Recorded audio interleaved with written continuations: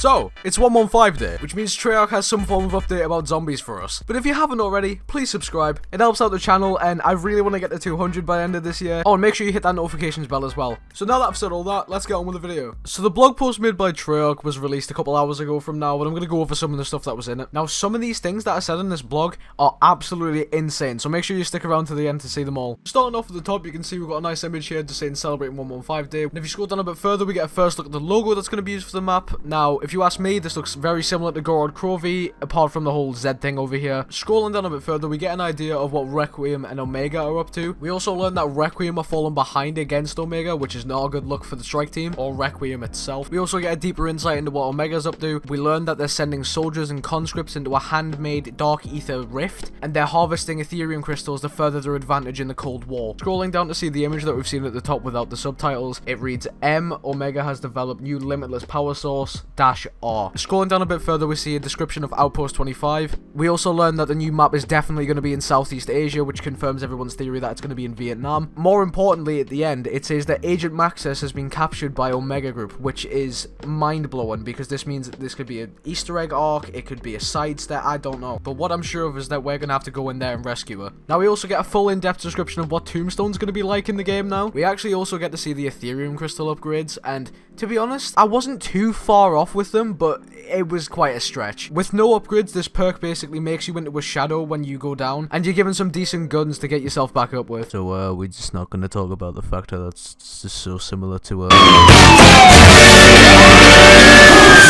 But all jokes aside, this perk is literally a mix of Black Ops 2 Tombstone and Black Ops 2 Who's Who. It's just, it's quite a good mix if you ask me. Now, looking over some of the upgrades, we can see we've got the following. So for tier 1, our Shadow Foam can regenerate health, which is a massive bonus. For tier 2, it increased the down duration to 60 seconds, which is always nice, as, you know, if you get crowded or you get stuck by a horde of zombies, you've got a bit of time to get to your body. And now for tier 3, on death, drop a Tombstone stash that saves your weapons, equipment, and resources. The fact that it doesn't mention perks there kind of confuses me, because that's what Black Ops 2 Tombstone did.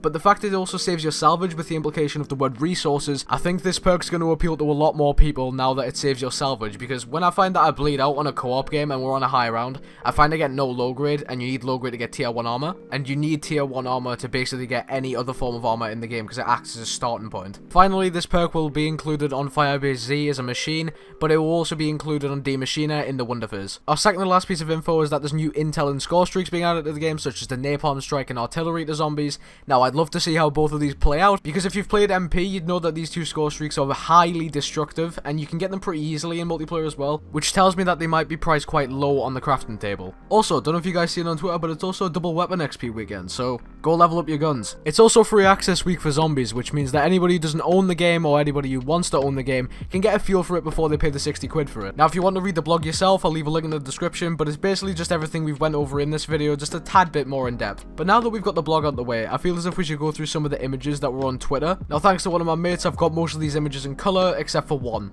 Now, looking at this image, it looks like some kind of teleporter, and my theory is proven right by the message at the bottom that reads, New Omega teleportation system connects village to Omega facility -R. Looking at the second image here, we can see this is Dr. Peck's personal quarters from the quotation below, which reads, Dr. Peck's personal quarters, Omega scientist in charge of Outpost 25. Now, looking at our second to last image here, we can see that it says -M, scientist quarters, team reviews Dark Ether intelligence here -R. Now, you can see in the background with the color that this is some sort of rainbow-esque Dark Ether Ethereum crystal kind of thing going on with the projector, and you can see there's boxes of files and stuff and a chalkboard, which resembles that one room in Der Riese, if you know what I'm talking about. Now, for our final image, it reads radio room, when the time is right, I will contact you -R. Now, from these images and all the information that we've gathered, we can basically come to the conclusion that we're getting a Shi no Numa remake.